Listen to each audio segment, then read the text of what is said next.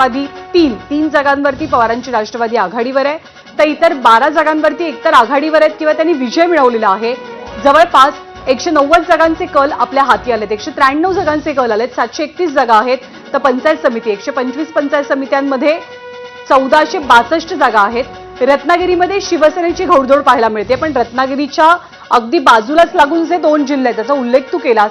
रायगडमध्ये चित्र वेगळे आहे, कारण रायगडमध्ये काटेकी टक्कर आहे तीनही पक्षांमध्ये। जर का आपण सिंधुदुर्गात आलो तर सिंधुदुर्गामध्ये आपल्याला भाजप पुढे असल्याचं चित्र पाहायला मिळते। पुण्यात काय होते, राष्ट्रवादी 10 आणि शिवसेनेनं 3 जागे आघाडी घेतली आहे। दिलीप वळसे पाटलांचे पुतणे विवेक पाटील 809 मतांनी सध्या आघाडीवर आहेत। अलिबागच्या शहापूर गटातनं अमित नाईक यांनी विजय मिळवला, राष्ट्रवादीच्या संत दामाजीनगर गटातनं मंगळवेढ्यामधनं आणखी एक विजय भाजप उमेदवार यांची आघाडी आपल्याला पाहायला मिळते।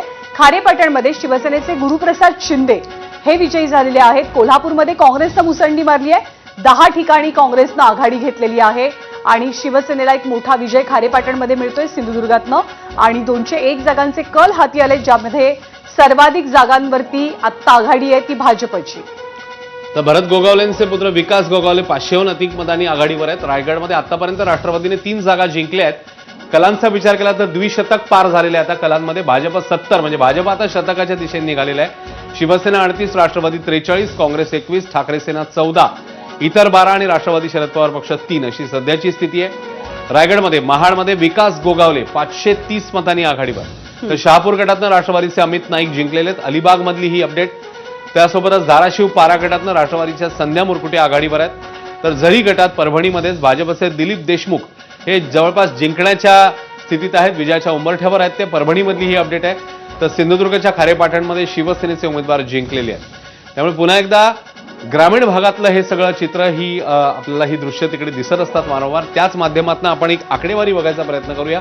भाजप 70, शिवसेना 38, राष्ट्रवादी 43, काँग्रेस 21, ठाकरे सेना 14, राष्ट्रवादी शरद पवार पक्ष 3, इतर 12, 731 पैकी 201 कल सध्या आपल्या समोर आहेत, ज्याच्यामध्ये अर्थातच आघाडी सध्याच्या घडीला दिसते ती भाजपची। भाजप सर्वात मोठा पक्ष कलांच्या बाबतीत आहे, त्याखालोखाल दुसरा पक्ष आहे अजित पवारांची राष्ट्रवादी। शिवसेना 38 जागांसह तिसऱ्या क्रमांकावर आहे, काँग्रेस 4थ्या जागी 21 जागांसह, ठाकरेंची शिवसेना 14 जागा, शरद पवारांची राष्ट्रवादी 3 जागा आणि इतर 12 जागांवरती आघाडीवर असल्याचं चित्र आपल्याला पाहायला मिळत आहे। लातूरमध्ये भाजपची जोरदार कामगिरी, 7 जागांवर भाजपनं आपली आघाडी टिकवून ठेवलेली आहे। 8 जागांवरती भाजपनं आपली आघाडी टिकवून ठेवली, पण त्याखालोखाल काँग्रेस सुद्धा आहे 7 जागांसह।